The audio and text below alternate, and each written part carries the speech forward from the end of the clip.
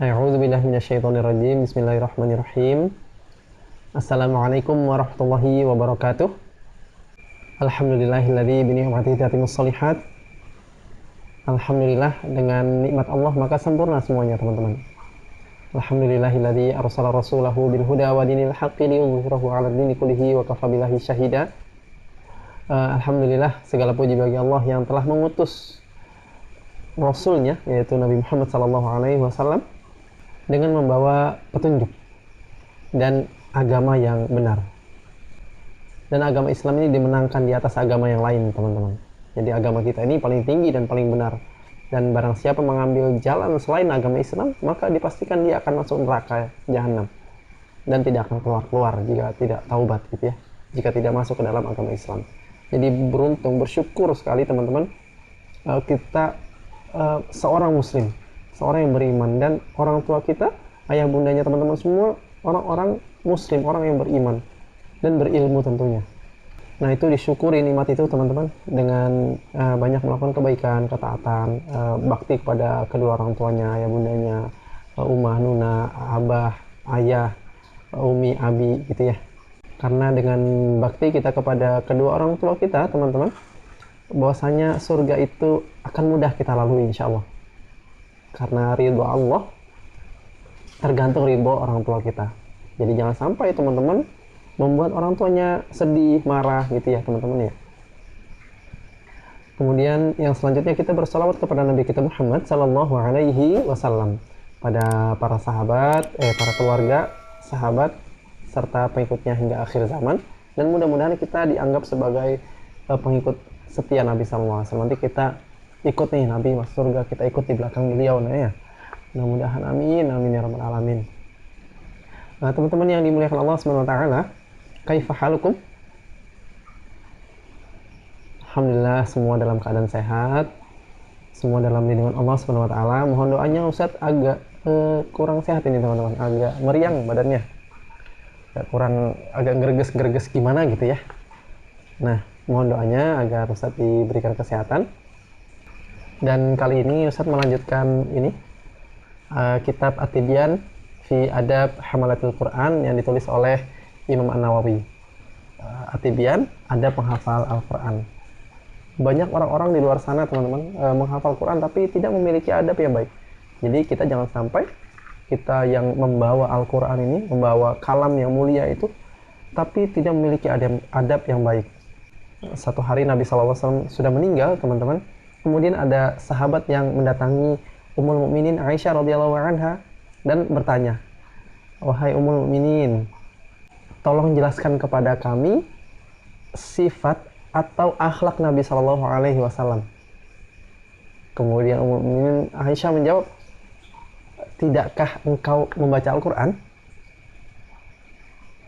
Kemudian sahabat ini menjawab, "Iya, baca," gitu.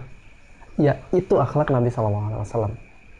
Jadi teman-teman yang dimuliakan Allah Subhanahu wa taala, kita sebagai penghafal Quran, kita yang bersama Al-Quran setiap hari, teman-teman, pastikan akhlak kita akhlak Al-Quran. Teman-teman yang dimuliakan Allah Subhanahu wa taala, sebelum kita masuk ke materi pembelajaran, Ustadz mengingatkan terkait niat kepada Allah Subhanahu wa taala. Barang siapa menempuh jalan untuk mempelajari ilmu, maka Allah akan mudahkan jalannya menuju surga dengan syarat niatnya karena Allah Subhanahu wa taala. Maka mari kita luruskan niat-niat kita karena Allah, karena sesungguhnya amal yang besar itu bisa menjadi kecil karena niatnya, dan amal yang kecil bisa jadi besar karena niatnya. Nah, bab kelima, kemarin pekan lalu sudah bab keempat, sekarang bab kelima, adab para penghafal Al-Quran. Beberapa adab penghafal Al-Quran di kitab ini disebutkan bahwasanya hendaknya dia berpenampilan yang baik, berpenampilan sempurna. Nah, jadi misalkan udah mau setoran Quran atau mau siap-siap belajar sama ustaz-ustazah atau di rumah sama ayah bundanya, maka perbaiki penampilannya, teman-teman. Karena Allah Subhanahu wa taala mencintai keindahan, gitu ya. Kemudian berakhlak mulia serta menjauhkan diri dari hal-hal yang dilarang oleh Al-Quran. Teman-teman yang dimuliakan Allah Subhanahu wa Ta'ala, selanjutnya membiasakan diri membaca.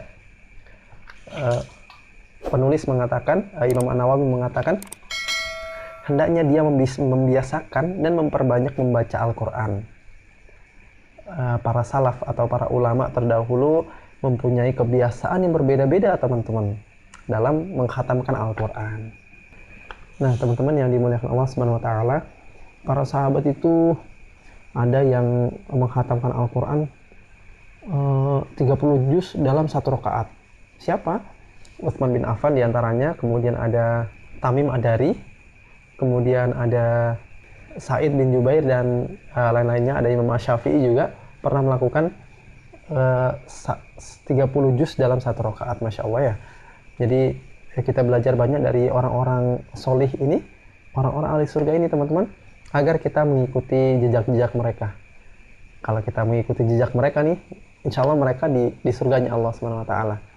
Maka kalau kita ikutin jejaknya, kita insya Allah bisa sama-sama bersama mereka gitu ya. Kemudian yang selanjutnya adalah membiasakan diri untuk qiraah malam. Qiraah malam ini apa maksudnya, Ustadz? Qiraah malam ini, teman-teman, ternyata ketika sholat malam atau sholat tahajud. Nah, Ustadz pernah mendengar ceramah dari Ustadznya Ustadz. Ustadznya Ustadz namanya Ustadz Dinul Haq. Itu Ustadz kagum sekali sama beliau. Beliau hafal Quran, kemudian ahli bahasa Arab, balaghahnya Masya Allah. Dan Ustadz Dinul Haq ini teman-teman, apa namanya, dosen di Hidayatullah Balikpapan gitu ya. Ustadz kagum sekali sama beliau. Nah, Ustadz Dinul Haq mengatakan qiraah di malam hari atau ketika sholat malam itu menguatkan hafalan, teman-teman. Jadi kalau misalkan teman-teman nih murojaah nih siang, malamnya bangun, misalkan jam 4 ya sebelum subuh bangun, kemudian sholat dan membaca apa yang teman-teman hafal agar tidak hilang. Karena ada beberapa surah kayak Al-Qari'ah, ada Al-Alaq, ada Al-Lail, ada Al-A'la. Itu ada beberapa ayat-ayat yang mirip, teman-teman. Jadi semakin sering diulang, maka semakin kuat hafalannya. Yang selanjutnya adalah mengulang Al-Quran agar menghindari lupa. Diriwayatkan dari Abu Musa Al-Asy'ari radhiyallahu anhu bahwasanya Nabi SAW bersabda, ulang-ulanglah Al-Quran ini, teman-teman. Demi zat yang jiwa Muhammad ada di tangannya, maksudnya demi Allah, maksudnya Nabi Muhammad bersumpah, dia lebih cepat lepas daripada unta dalam ikatan. Jika unta nih ikatannya dilepas, dia langsung hilang di jalan ya. Jalan sendiri nggak tahu kemana. Nah, Al-Quran itu seperti itu. Jika tidak diulang, jika tidak dimurojaah, maka akan hilang sedikit demi sedikit. Jadi semangati diri. Misalkan, aduh malas nih, langsung bismillah. Mudah-mudahan dengan saya murojaah, Allah kuatkan hafalan saya dan Allah berikan pahala yang banyak. Ya. Selanjutnya, bab 6, adab pembaca Al-Quran. Yang pertama, ikhlas karena Allah Subhanahu wa Ta'ala. Ini penting, selalu Ustaz ingatkan, Ustaz juga mengingatkan Ustaz sendiri agar ikhlas karena Allah Subhanahu wa Ta'ala. Karena jika tidak ikhlas karena Allah Subhanahu wa Ta'ala, apapun yang kita lakukan jika tidak karena Allah Subhanahu wa Ta'ala, maka akan sia-sia. Nanti kita akan nagih sama Allah di akhirat. Ya Allah, dulu aku melakukan amal ini nih, aku dulu menghafal Al-Quran, tapi tidak karena Allah, maka itu akan sia-sia. Bahkan kita menjadi keraknya api neraka, teman-teman. Nauzubillah min dzalik. Ya, semua terkait niat. Kemudian adab yang pertama adalah ikhlas karena Allah tadi. Kemudian membersihkan mulut. Jika hendak membaca Al-Quran, hendaknya ia membersihkan mulut dengan siwak atau lainnya. Ya, pokoknya bersih-bersih mulut gitu ya. Agar tidak mengeluarkan aroma yang kurang enak gitu ya, teman-teman. Kemudian yang berikutnya, dalam kondisi suci. Dalam kondisi suci. Makanya Ustaz-Ustazah sering sekali mengingatkan, jika batal wudhu, maka wudhu lagi. Lalu ada keutamaan orang yang berwudu, masya Allah selalu menjaga wudunya, dia akan masuk surga padahal orangnya masih di dunia, seperti Bilal bin Rabah radhiyallahu anhu. Yang selanjutnya teman-teman, bertayamum jika tidak mendapatkan air. Jika misalnya mau mau ngaji, mau tilawah, mau menghafal, mau membaca Baghdadi, mau belajar, maka jika tidak ada air, tayamum. Nanti belajar tayamum sama ayah bundanya ya. Ayah bunda minta tolong diajarkan tayamumnya. Ini afwan nih. Teman-teman yang dimuliakan Allah Subhanahu wa taala, selanjutnya hendaknya dia memilih tempat yang bersih. Karena Al-Qur'an itu suci, kalamullah, perkataan Allah, maka kita memilih tempat yang suci. Tempat yang bersih, tempat yang baik. Jadi jangan sampai ada tempat-tempat yang kurang baik lalu kita membaca Al-Qur'an di situ. Teman-teman yang dimuliakan Allah Subhanahu wa taala, selanjutnya menghadap kiblat. Hendaknya penulis mengatakan, Imam An-Nawawi mengatakan, hendaknya orang yang baca Al-Quran di luar sholat membacanya dengan menghadap kiblat. Sebaiknya menghadap kiblat. Disebutkan dalam satu hadis, sebaik-baik majelis adalah yang menghadap kiblat. Masya Allah. Tetap menjaga adab duduk seakan-akan berhadapan dengan gurunya. Masya Allah.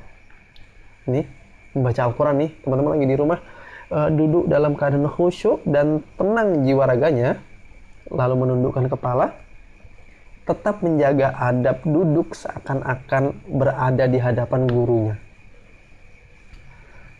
Dan ini lebih sempurna teman-teman. Masya Allah ya. Kita belajar adab, lagi-lagi tentang adab teman-teman, karena semua tidak ada gunanya jika tidak ada adabnya teman-teman. Masya Allah. Tapi jika misalkan sambil berdiri, misalkan capek duduk sambil berdiri murojaah, karena Ustadz sering melihat Ustadz Saiful Anwar yang Imam Masjid di Ar-Rahmah itu, kalau misalkan murojaah sambil berdiri beliau, sambil jalan gitu, itu murojaah gitu. Sering Ustadz bertemu dengan beliau itu, asal senggang sedikit, ada kosong sedikit, mesti beliau murojaah sambil berdiri, sambil duduk, mesti lisan beliau itu selalu murojaah terus. Itu tadi yang pertama, jika tidak diulang maka hafalan itu akan hilang teman-teman. Insya Allah ya. Kemudian adab selanjutnya memulai qiraah dengan ta'awudz. A'udzubillahi minasyaitonirrajim. Aku berlindung kepada Allah dari godaan syaitan yang terkutuk, gitu ya. Yang selanjutnya membiasakan mengawali setiap membaca Al-Quran, membaca surah dengan basmalah, dengan bismillah. Kemudian yang selanjutnya mentadaburi Al-Quran. Allah Subhanahu wa taala berfirman, afala yatadabbaruna al-Qur'ana am 'ala qulubihim. Tidakkah mereka menghayati atau mentadaburi Al-Qur'an atau hatinya telah mati? Jadi hati yang mati, Masya Allah, mendengar Al-Qur'an ya sudah biasa-biasa saja teman-teman. Padahal jika Al-Qur'an itu ditadaburi, diingat-ingat, dirasakan, dihayati, maka itu bisa membuat hati kita lembut teman-teman. Yang hati yang keras, maka bisa melembutkan hati Al-Quran itu. Bahkan Umar bin Khattab radhiyallahu anhu yang sangat keras, yang sangat kasar itu teman-teman, beliau mendengarkan Al-Quran langsung lembut hatinya, langsung menerima hidayah Allah Subhanahu wa taala. Kemudian yang selanjutnya mengulang-ulang ayat tertentu untuk direnungi. Untuk direnungi itu untuk diingat-ingat. Bahkan para sahabat Nabi Shallallahu Alaihi Wasallam, para sahabat dan orang-orang solih terdahulu sering mengulang-ulang satu ayat dari malam sampai pagi. Bahkan dalam riwayat disebutkan pernah Ustaz membaca terkait Ummul Mukminin Aisyah radhiyallahu anha. Kalau tidak salah Umar bin Khattab itu radhiyallahu anhu itu sedang lewat di samping rumahnya Ummul Mukminin Aisyah. Aisyah radhiyallahu anha ini membaca surah Yusuf yang kalau tidak salah khutsibati ilallah, kalau tidak salah, ingat ya Ustaz, hanya kepadamu ya Allah aku mengadukan segala urusanku. Itu diulang terus, hanya kepadamu ya Allah aku adukan semua masalahku. Itu terus diulang-ulang sambil menangis. Ummul Mukminin Aisyah mengadukan segala masalahnya hanya kepada Allah Subhanahu wa taala. Kemudian Umar bin Khattab radhiyallahu anhu pergi meninggalkan Ummul Mukminin Aisyah itu, pergi ke pasar. Pulang dari pasar, Umar bin Khattab radhiyallahu anhu mendengar tangisan yang sama dan ayat yang sama dari Ummul bin Aisyah radhiyallahu anha. Khussi bathi ilallah, hanya kepadamu ya Allah aku mengadukan segala permasalahanku. Ini pelajaran juga buat Ustadz dan kita semuanya, teman-teman semuanya, apapun masalahnya adukan kepada Allah Subhanahu wa taala. Kita belajar dari sahabat-sahabat mulia. Yang pertama dari Abdullah bin Mas'ud, bahwasanya beliau pernah mengulang-ulang ayat yang sering kita baca juga. Rabbi zidni ilma, Rabbi zidni ilma, Rabbi zidni ilma, sambil menangis terus. Rabbi zidni ilma, Rabbi zidni ilma. Coba teman-teman diulang-ulang satu ayat. Rabbi zidni ilma, Rabbi zidni ilma, sambil dihayati, pakai hatinya, pakai pikirannya, teman-teman. Fokuskan kepada Allah. Rabbi zidni ilma, yang merasa masih kesulitan dalam mendapatkan ilmu. Rabbi zidni ilma, wahai Rabbku, wahai Tuhanku, tambahkanlah ilmu kepadaku. Wahai Rabbku, Rabbi zidni ilma, Rabbi ya Allah, tambahkanlah ilmu kepadaku. Abdullah bin Mas'ud ulang terus ayat. Padahal Abdullah bin Mas'ud, teman-teman, orang yang ahli dalam Al-Quran. Kemudian Sa'id bin Jubair pernah mengulang-ulang ayat, wattaqu yawman turja'una fihi ilallah, dan takutlah pada hari ketika kamu semua dikembalikan kepada Allah Subhanahu wa taala. Diulang-ulang, wattaqu yawman turja'una fihi ilallah, wattaqu yawman turja'una fihi ilallah, dan takutlah pada hari ketika kamu semua dikembalikan kepada Allah Subhanahu wa taala. Maka mereka menangis dengan terus mengulang-ulang ayat itu, teman-teman. Renungi hati, pakai hati membaca Al-Quran. Jika teman-teman teringat ayat, misalkan Anaba, membaca surah atau murojaah sampai di ayat misalkan illa hamima wa wasaqo, diingat-ingat teman-teman apa artinya. Tidak ada minum kecuali air mendidih dan nanah. Illa hamima wa wasaqo, bahwasanya penduduk neraka itu minumnya air mendidih dan nanah. Jadi teman-teman yang dimuliakan Allah Subhanahu wa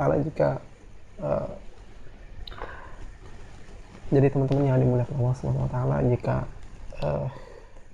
sampai pada ayat yang terkait neraka, maka kita bermohon kepada Allah agar dihindari dari neraka. Dan jika ada ayat yang berbicara tentang surga, maka kita bermohon kepada Allah agar dimasukkan jadi golongan orang-orang ahli surga. Kemudian yang berikutnya, keutamaan menangis ketika membaca Al-Quran.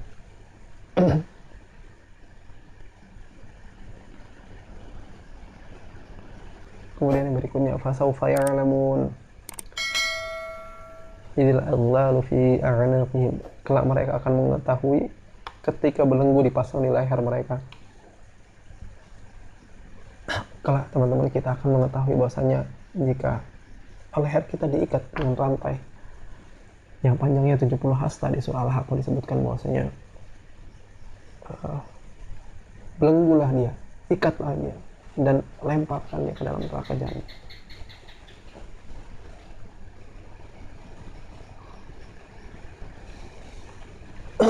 Teman-teman yang dimuliakan Allah Subhanahu wa taala, Ustaz mengingatkan Ustaz dan teman-teman semua agar selalu memperbaiki diri, bakti kepada orang tua, perbaiki adabnya ketika bermajelis, dimanapun apapun itu perbaiki adabnya agar kita termasuk orang-orang penghuni surga dan tidak dimasukkan ke dalam neraka Allah Subhanahu wa taala.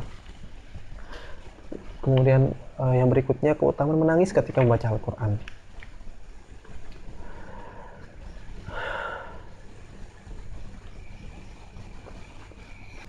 Di surah Al-Isra ayat 109, وَيَخِرُّونَ لِلْأَذْقَانِ يَبْكُونَ وَيَزِيدُهُمْ خُشُوعًا, mereka menyungkurkan wajah sambil menangis dan mereka bertambah khusyuk.